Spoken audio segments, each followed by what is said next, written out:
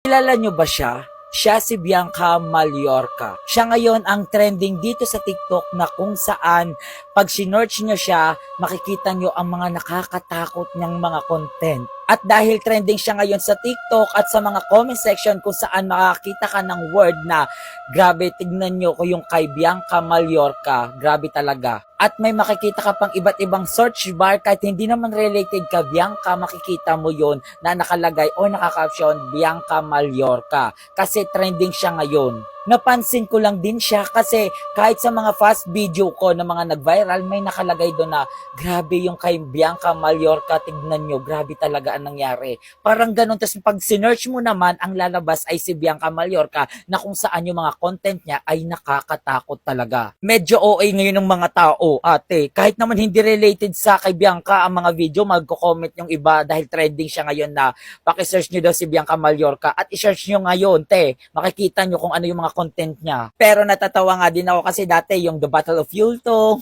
tapos ngayon, ito naman yung grabe talaga ang nangyari kay Bianca Mallorca, yung mga ganun, te. Ano ba naman yan, si OA? Kasi karamihan talaga nung nakikita ko mga comment section, kahit sa mga ibang user na at mga ibang sikat na TikTok influencer, makikita nyo may mga nakalagay na Bianca Mallorca sa mga search bar at sa mga comment section. Te, anong ginagawa nyo dyan?